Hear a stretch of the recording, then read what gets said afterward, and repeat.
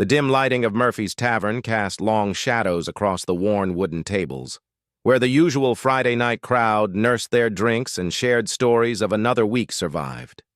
Jake Morrison sat at the bar, his tie loosened and sleeves rolled up, trying to wash away the memory of another grueling day at the consulting firm.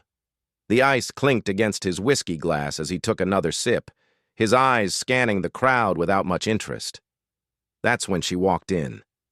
She moved with a confidence that immediately caught his attention. Not the practiced swagger of someone trying to impress, but the natural, easy grace of someone who had nothing to prove. Her dark hair was pulled back in a simple ponytail, and she wore jeans and a leather jacket that had seen some miles. There was something different about her. Something that made the other patrons unconsciously step aside as she made her way to the bar. Jake watched as she ordered a beer, her voice clear and direct when she spoke to the bartender. No hesitation, no batting of eyelashes for attention. Just straightforward communication that somehow commanded respect. The bartender, a gruff ex-Marine named Eddie who rarely showed anyone special treatment, actually smiled when he handed her the bottle.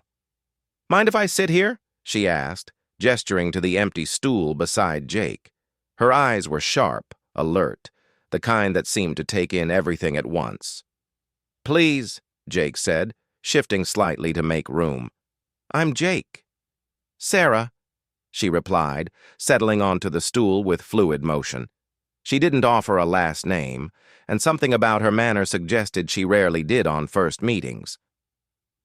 They fell into conversation easily. Jake found himself talking about his work in corporate consulting, the endless meetings and spreadsheets that filled his days. Sarah listened with genuine interest, asking thoughtful questions that showed she understood the business world better than most. When he asked about her work, she simply said she was in aviation and changed the subject to ask about his weekend plans. There was an easy chemistry between them, the kind of natural connection that made time disappear. Jake found himself laughing more than he had in months, drawn to Sarah's quick wit and the way she seemed completely comfortable in her own skin. She had stories about traveling, though she was vague about the details, and a knowledge of geography that suggested she'd seen more of the world than most people twice her age. "You ever been to Nevada?" she asked at one point, taking a long pull from her beer. "Vegas a few times," Jake replied. "You?" "Spent some time there. Different part of the state, though. Much quieter." There was something in her voice, a note that suggested there was more to that story, but she didn't elaborate. The evening wore on, and Jake found himself increasingly intrigued. Sarah was unlike any woman he'd met. She carried herself with an assurance that spoke of experience, of challenges faced and overcome. When someone bumped into her roughly while trying to get to the bar, she simply steadied herself and gave the drunk patron a look that somehow convinced him to mumble an apology and move along quickly. "You handle yourself well," Jake observed. "I've had practice," Sarah said with a slight smile that didn't reveal much. They talked about movies, books, places they'd traveled. Sarah had opinions on everything but shared personal details sparingly. She'd been to countries Jake had only read about, spoke casually about flying weather patterns, and had an uncanny ability to read people that came from somewhere deeper than casual observation. "What's your story, Sarah?" Jake asked eventually, emboldened by the whiskey and genuinely curious about this mysterious woman who'd walked into his evening. "Everyone's got a story," she said, deflecting with practiced ease. "What's yours?" Jake found himself opening up in ways he rarely did, sharing his frustrations with the corporate world, his dreams of doing something more meaningful. Sarah listened without judgment, offering insights that showed she understood ambition and purpose in ways that surprised him. The bar was starting to thin out, the Friday night crowd gradually dispersing to wherever Friday nights took them. Eddie was making the subtle moves of a bartender preparing for last call, wiping down glasses with slightly more purpose and checking the clock on the wall. "One more round?" Jake suggested, not ready for the evening to end. "Why not?" Sarah agreed, and there was something in her smile that suggested she was enjoying herself as much as he was. As Eddie set fresh drinks in front of them, Jake felt emboldened by the connection they'd built over the past few hours. There was clearly more to Sarah than met the eye, and his curiosity was getting the better of his usual caution around women he'd just met. "So," he said, leaning slightly closer, "I have to ask. You've got this whole mysterious thing going on, and I can't quite figure you out. Are you CIA, FBI, some kind of secret agent?" Sarah laughed, a genuine sound that lit up her whole face. "Nothing quite that dramatic?" "Come on," Jake pressed, grinning. "Give me something. What do you really do?" Sarah took a sip of her beer, considering. There was a moment of calculation behind her eyes, as if she was weighing how much to reveal. Finally, she seemed to come to a decision. "You really want to know?" she asked. "Absolutely." "All right," she said, setting down her beer and turning to face him fully. "But you asked for it." Jake leaned forward expectantly, his whiskey glass halfway to his lips. The bar around them seemed to fade into background noise as Sarah's expression shifted slightly, becoming more serious. "I'm a pilot," she said simply. "Commercial?" Jake asked, thinking of airline pilots he'd met on business trips. Sarah shook her head, a small smile playing at the corners of her mouth. "Military, Air Force." Jake's eyebrows rose. "Really? That's impressive. What do you fly?" F-22 Raptors, Sarah said, watching his reaction carefully. Jake's hand stopped midway to his mouth. "You're a fighter pilot?" "Was. Just finished my tour last month. Still transitioning to civilian life, figuring out what's next." The weight of this revelation hit Jake gradually. Fighter pilots were elite, the best of the best. Getting selected for that program required years of training, exceptional skill, and mental toughness he could barely imagine. And not just any fighter pilot, the F-22 was the most advanced fighter jet in the world. "Wow," he said, setting his glass down carefully. "I mean, that's... wow. How long were you in?" 8 years active duty, started right out of college." Sarah's demeanor had shifted slightly. She was still relaxed, but there was something more formal in her posture now, as if discussing her military service required a different version of herself. 8 years flying fighter jets," Jake repeated, trying to process it.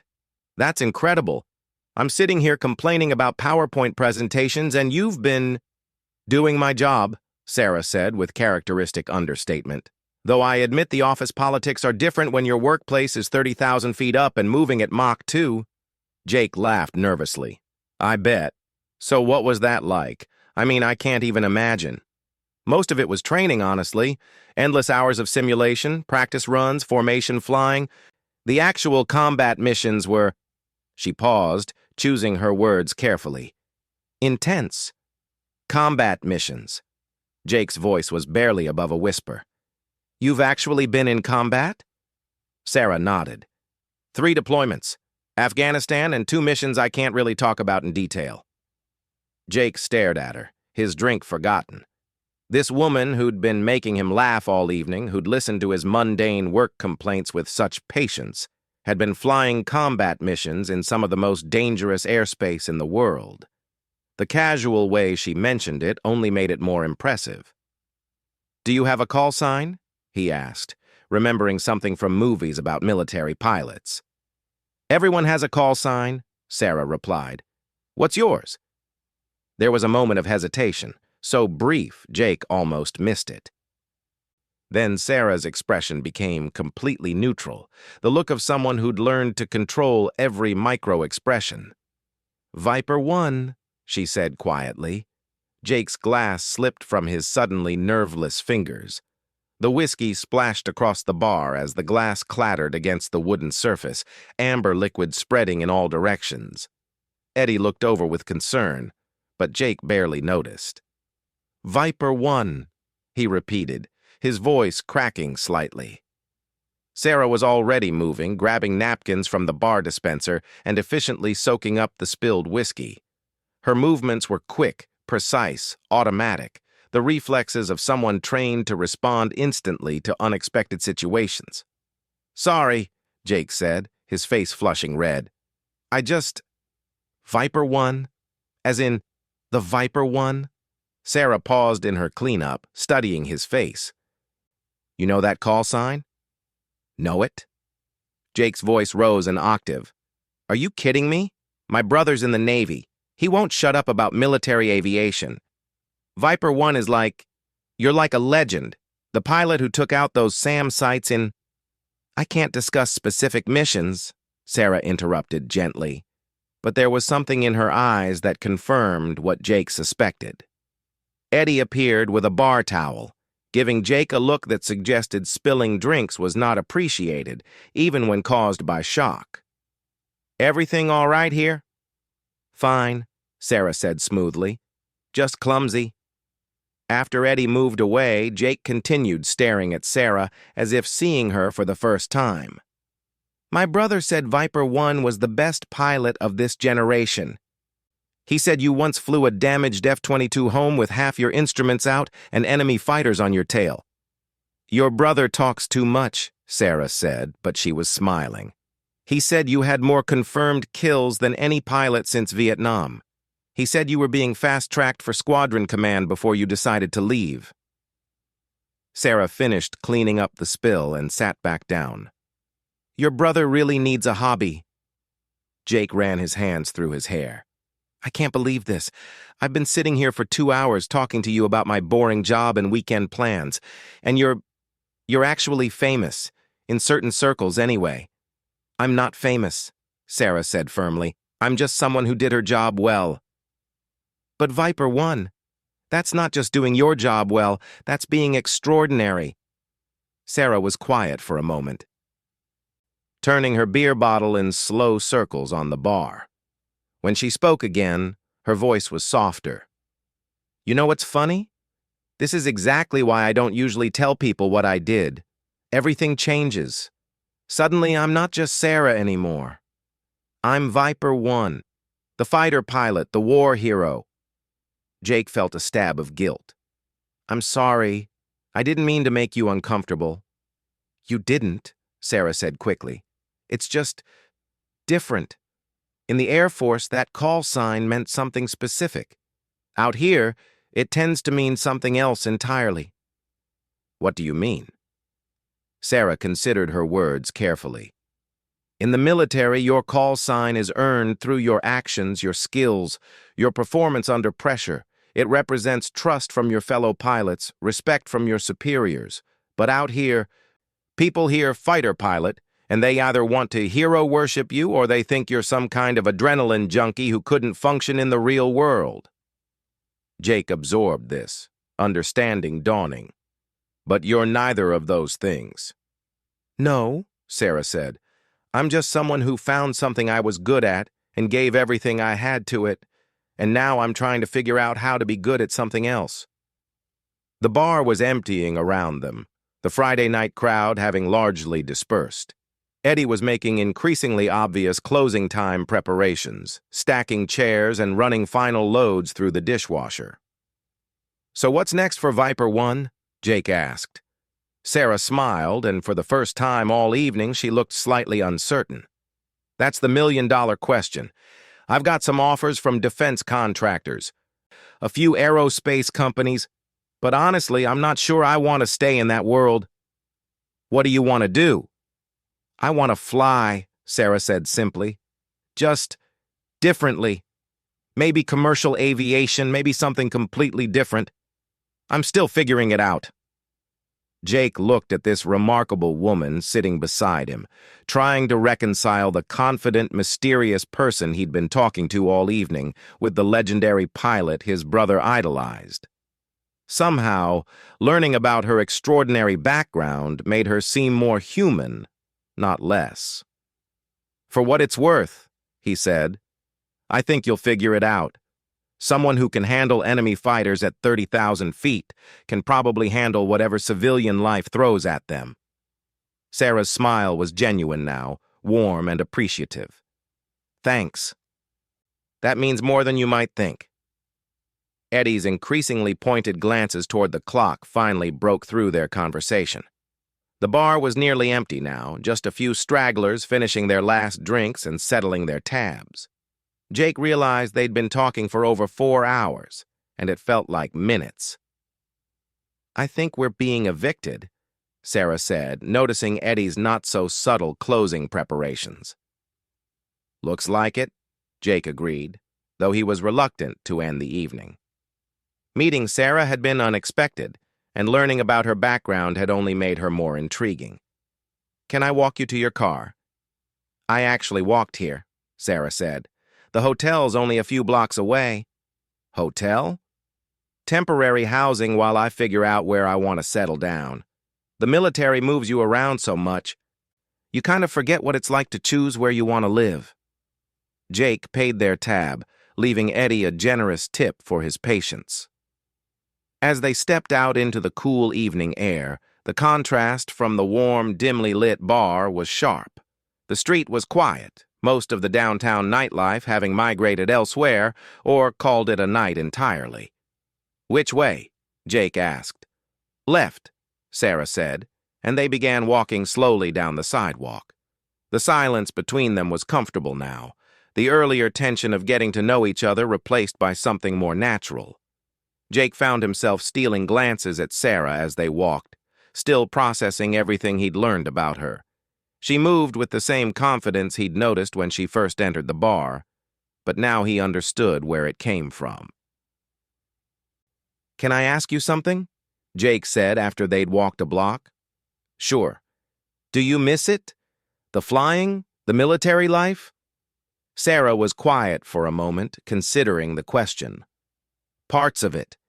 I miss the precision, the clarity of mission.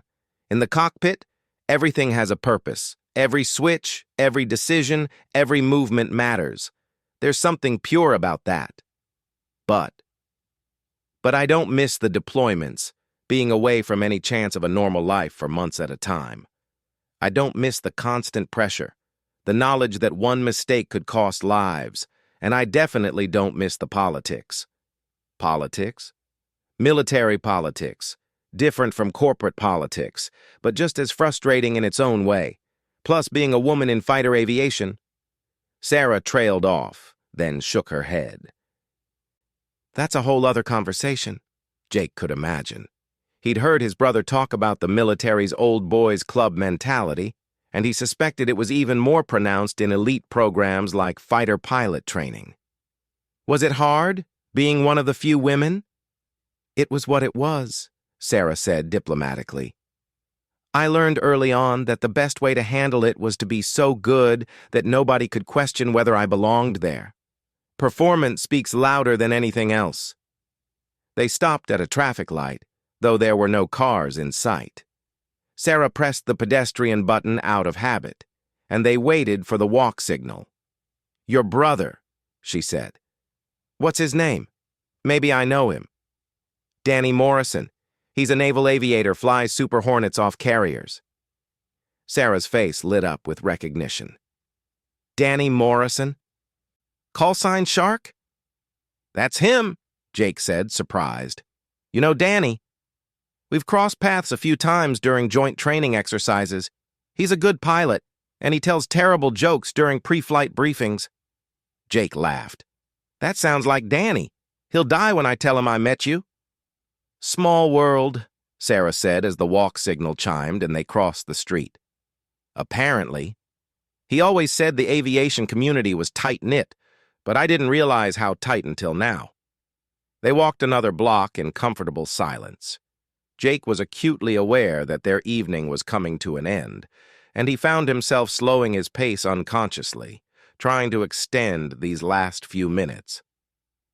This is me, Sarah said, stopping in front of a modest downtown hotel.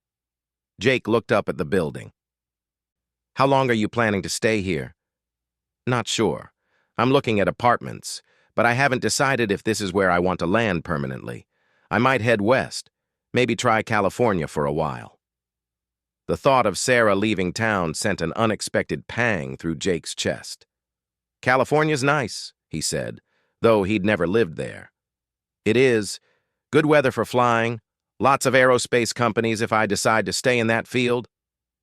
They stood facing each other on the sidewalk, the easy conversation of the evening replaced by the awkward uncertainty of how to end a first meeting that had gone exceptionally well.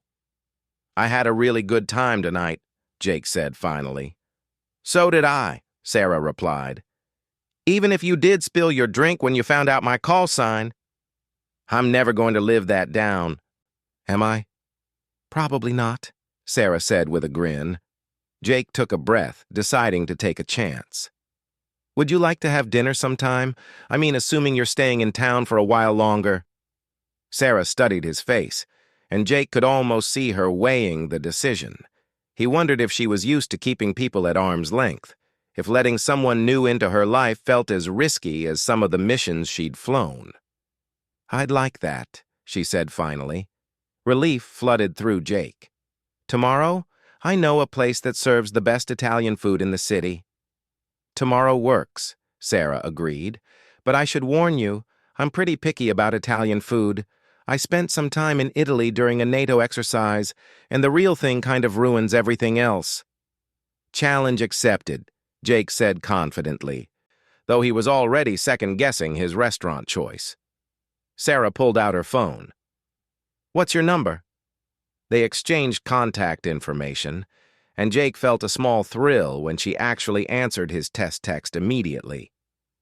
"I should let you get some sleep," Jake said, though he was reluctant to leave.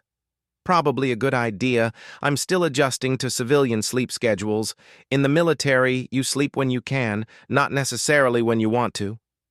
"I can't even imagine," Jake said. "My biggest scheduling challenge is avoiding back-to-back meetings."